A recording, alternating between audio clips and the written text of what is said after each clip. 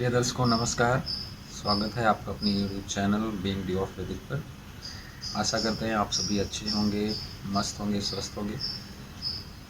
तो आज के इस वीडियो में हम लेकर हाजिर हुए हैं कुछ विशेष अपना अनुभव, जिसको मैंने कई सारे चार्ट्स पे लगाया, अपने भी जीवन में मैंने उसको अनुभव किया, तो उसको मैं आप लोगों के साथ शेयर करना चाहता हूँ। तो आइए इसके बारे में बात करते हैं। जब भी आप कोई चार्ट देखते हैं या अपना खुद का चार्ट देखते हैं और इसमें आप ये देखते हैं कि इस भाव से संबंधित महादशा या अंतर्दशा चल रही है, लेकिन उसका बहुत ज़्यादा अच्छा परिणाम नहीं मिल रहा है, या उसका असर आपको, जो शुभ परिणाम है उसके असर आपको ज़्यादा दिखाई नहीं दे रहे हैं, या आप इसको अचीव करने में स्ट्रगल कर रहे हैं, काफ़ी प्रॉब्लम्स आ रही हैं, समस्याएं आ रही हैं। तो उससे, उस भाव से संबंधित जो भी प्रॉब्लम्स हैं, उससे कैसे छुटकारा पाएँ और उसका शुभ रिजल्ट, उसका शुभ परिणाम आपको कैसे मिले। तो जो मेरे अनुभव में आया है, जो मैंने अपने लिए खुद भी किया है और मैंने देखा है कि उसका पॉजिटिव रिजल्ट आता है, बस इसमें बात एक ध्यान देने की ज़रूरत ये है कि जब भी आप कोई भी उपाय करें, अपने मन को शुद्ध रखें। कोई भी चीज़ सोचें, एकदम निष्कपट होके उसके बारे में सोचें और फिर आप आशा करें कि आप जो चाह रहे हैं वैसा हो जाए। तो आप देखेंगे कि धीरे धीरे जो आपके सराउंडिंग्स में ऊर्जा है, एनर्जी है, वो आपके लिए काम करना शुरू कर देती है। इसमें पिछले वीडियो में मैंने एक बार चर्चा की थी कि आप ये विशेष ध्यान रखें कि किसी को आप अननेसेसरी जो है कष्ट नहीं पहुंचाएं, किसी को तकलीफ़ नहीं दें, किसी का नुकसान नहीं करें, और हो सके तो अमावस्या पे और संक्रांति पे आप लोगों की मदद करें, और मंत्र जप कर सकते हैं तो मंत्र जप करें, जो भी दान हो सकता है आपसे दान करें, भोजन का दान अवश्य करें, खाने का दान, गरीब लोगों को खाना खिलाएं। ये सब बातें विशेष आप ध्यान रखें तो आपको और अच्छे परिणाम मिल सकते हैं। अब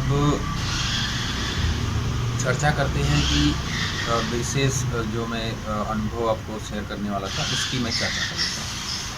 सपोज करिए कि आपको 10th हाउस से जुड़ा हुआ रिजल्ट नहीं मिल रहा है, क्योंकि 10th हाउस केंद्र भाव में सबसे ज़्यादा बली भाव भी माना जाता है, और ये आपके करियर का भी भाव है, आपके कर्म का भी भाव है, पिता स्थान भी है। कुछ लोग 9th हाउस को पिता स्थान बोलते हैं, पिता का भाव बोलते हैं।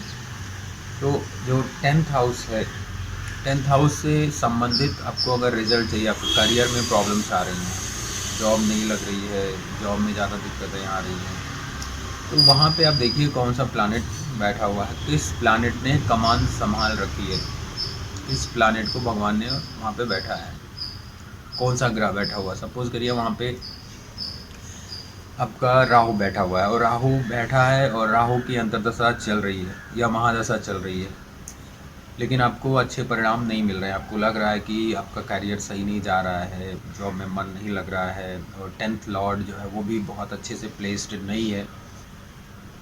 तो इस कंडीशन में आपको धीरज बनाए रखना है, और जो भी ग्रह वहाँ पे बैठा हुआ है, उस ग्रह को आप मन में ध्यान करें, उसका जो भी स्वरूप है उस ग्रह का, उस ग्रह को मन में अपने स्मरण करें, और उसके मंत्रों का चलते फिरते, उठते बैठते, सोते जागते, जब भी आपको फीलिंग्स आए, यहाँ पे बहुत इम्पॉर्टेंट बात है फीलिंग्स। ये नहीं कि आप ज़बरदस्ती बैठ के बस केवल क्योंकि मुझे पंडित जी ने बता दिया है 108 बार करना है तो करना है, ऐसा नहीं करना है।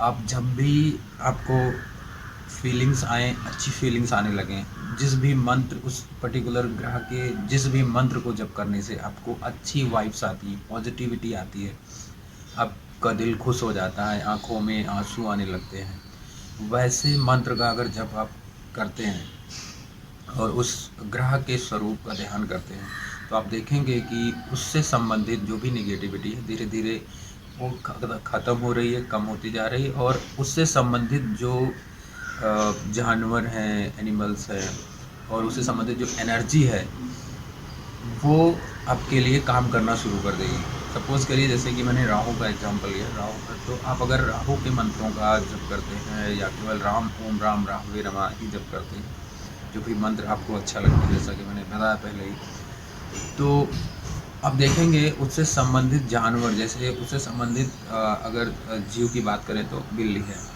आपके आसपास बिल्लियां दिखाई देने लगेंगी, आपके ज़्यादा क्लोज होने लगेंगी बिल्लियां आपके घर पे। बिल्लियों की या एक या दो बिल्ली कम से कम कहीं ना कहीं वहाँ पे आपके दिखाई देगी, तो उस बिल्ली को आप बिल्कुल नहीं मारिए। अगर वो आके बैठ रही है तो उसको फीड करिए, उसको कुछ खिलाइए, उसको जो भी हो सके तो उसको दूध दीजिए, दूध पिलाइए। और जब तक वो आती है बिल्ली बिल्ला जो भी है, मेल फीमेल का है, तो उसको आप दूध पिलाते रहिए। जब वो अपने मन से चली जाए या जाने लगे तो समझ लीजिए कि आपकी नेगेटिविटी ऑलमोस्ट लगभग चली गई, अब आपको शुभ परिणाम मिलने वाले। जिस भी भाव से संबंधित आपको रिजल्ट चाहिए और उस पर्टिकुलर भाव का जो भी स्वामी है उसकी भी आप आराधना करिए, तो आप देखेंगे कि उससे संबंधित जो आपके रिजल्ट थे, नेगेटिव रिजल्ट्स थे, वो एकदम ना के बराबर हो जाएंगे, एकदम ख़त्म होते जाएंगे। बस आपको ध्यान रखना है, आपके विचार सात्विक होने चाहिए, आपकी मानसिकता नहीं खराब होनी चाहिए, दूसरों को परेशान नहीं करना चाहिए, दूसरों के अधिकारों पे अपना अधिकार नहीं जमाना चाहिए। ये सारी बातें अगर आप ध्यान में रख के ये चीज़ करेंगे तो आपका चंद्रमा स्ट्रांग हो जाएगा। और जब चंद्रमा स्ट्रांग होता है तो चंद्र लग्न से, चंद्र कुंडली से भी राजयोग बनते हैं और बहुत स्ट्रांगली वो बनते हैं, बहुत स्ट्रांग राजयोग बनते हैं। तो आपका जब मन स्ट्रांग होगा, मन अच्छा होगा, तो चंद्रमा का शुभ परिणाम मिलने लगेगा। तो चंद्रमा जहाँ पे भी बैठा होगा उससे संबंधित जो कुंडली बनेगी वहाँ से भी आपको शुभ परिणाम मिलने लगेंगे।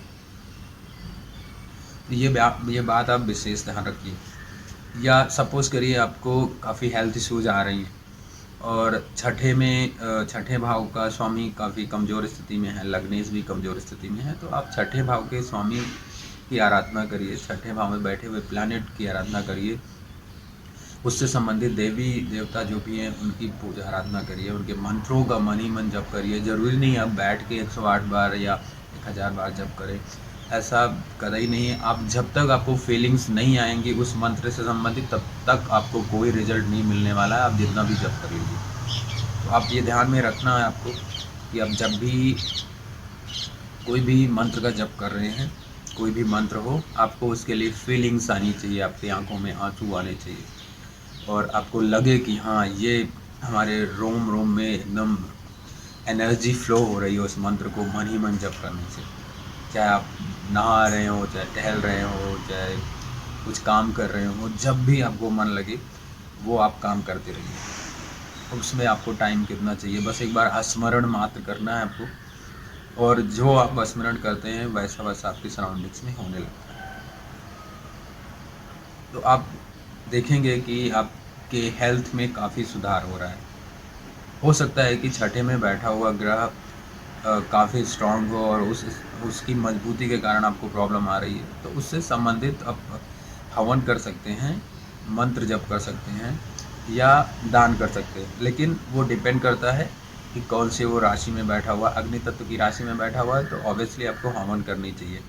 हवन आप नहीं कर सकते हैं तो आप कम से कम धूप दिखाएं, दिया जला दें उस पर्टिकुलर प्लैनेट के लिए। जैसे सपोज़ करिए 6 हाउस में मंगल बैठ गया, मंगल वैसे भी अग्नि कारक है और वहाँ पे मेष राशि आ रही है या धनु आ रही है, सिंह आ रही है, तो मंगल से संबंधित आपको कुछ लाल वस्तुएं दान करनी चाहिए, हवन इत्यादि अगर आप कर सकते हैं तो वो करिए। उससे आपको बहुत राहत मिलेगी, बहुत शुभ परिणाम आपको धीरे धीरे मिलते रहेंगे। लेकिन आपको पेशेंस रखना है, पेशेंस बहुत इम्पॉर्टेंट है।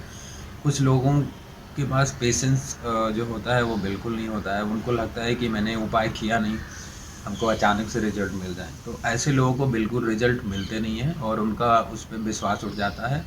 और विश्वास उठ जाने से ज्योतिष का कुछ नुकसान नहीं होता है, आप अपना खुद नुकसान कर रहे हैं। आप बिलीव करो नहीं करो, उसके प्रभाव में उसका जो इम्पोर्टेंस है वो कम नहीं होने वाला है। कुछ लोगों को बकवास लगती है, तो जिसको जो लगना है लगे, जिसको जैसा फील आता है वैसा रिजल्ट आता है। आपको बकवास लगती है तो आपके लिए बकवास ही काम करेगा। अगर आपको अच्छा समझ में आता है कि नहीं कुछ तो है जो अच्छे से काम करता है, उपाय करने से काम करता है, तो आपके लिए काम करेगा, अन्यथा नहीं करेगा। तो ऐसे ही आप किसी भी भाव से संबंधित जो भी प्लैनेट है, खास करके लोग डरे होते हैं छठे, 8वें, 12वें से। तो छठे में जो ग्रह बैठा हुआ है, 8वें में बैठा हुआ है, 12वें में बैठा हुआ है, उसके स्वामी को देखें, वहाँ पे बैठे हुए प्लैनेट्स को देखें और चेक करें कि उसकी महादशा या अंतर्दशा चल रही है क्या। अगर चल रही है तो उसकी महादशा अंतर्दशा अगर चल रही है तो बहुत अच्छी बात है। उस समय आप विशेष तौर पर ये उपाय करें तो बहुत शुभ परिणाम आपको मिलेंगे, निगेटिविटी कम हो जाएगी। और जो भी चेंजेस होंगे, सपोज करिए 8वें भाव से संबंधित कोई महादशा चल रही है या अंतर्दशा चल रही है, तो जो भी ट्रांसफॉर्मेशन होंगे 8वें भाव से संबंधित, वो आपके हित में होंगे, आपके लिए शुभ होंगे। या जो भी निगेटिविटी रही होगी वो धीरे धीरे कम होती जाएगी। तो आप ये विशेष ध्यान रखिए कि किसी को परेशान नहीं करना है। जैसे एक एग्जांपल मैं देता हूँ, आप कहीं ट्रैफिक में हैं और आप जल्दी में हैं, लेकिन हो सकता है कि आपसे भी जल्दी में कोई हो, आप उसको रास्ता ना देके आप किसी तरीके से उसको रोक के शॉर्टकट से निकल जा रहे हैं। तो आप कोशिश करिए कि अगर जितना हो सके ज़रूरतमंदों को पहले प्रायोरिटी दें और अपने आप को उसके बाद रखें। तो आप देखेंगे कि जो प्रकृति है आपको कैसे मदद करने लगती है। आपके चारों तरफ प्रकृति आपको ऐसी मदद करेगी आप सोच भी नहीं सकते हैं। लेकिन अगर आप वही अपने आप को प्रायोरिटी पे रखेंगे हमेशा और लोगों को सोचेंगे कि नहीं नहीं पहले मेरा होना चाहिए, जहाँ पे आप सेल्फिश हो जाते हैं वहाँ से गड़बड़ी शुरू होती है। फिर आप बाद में प्रॉब्लम चलती है, फिर आपको समझ नहीं आता कि ये तो प्लैनेट एक्सॉल्टेड बैठा हुआ है, वो भी 10th हाउस में है, 4th में है, केंद्र में है, त्रिकोण में है, फिर हमको रिजल्ट्स क्यों नहीं आ रहे हैं, प्रॉपर रिजल्ट नहीं आ रहे हैं। तो बिकॉज हम लोगों ने कुछ ना कुछ गड़बड़ियाँ पहले की रही होती हैं, इसकी वजह से ये ऐसा होता है। तो आशा करते हैं कि ये वीडियो काफ़ी हेल्पफुल रहा होगा आपके लिए और आगे भी मैं इसी तरीके के कुछ अच्छे वीडियोस आपके लिए लाता रहूँगा। तो तब तक के लिए विदा लेता हूँ। Bye bye, take care.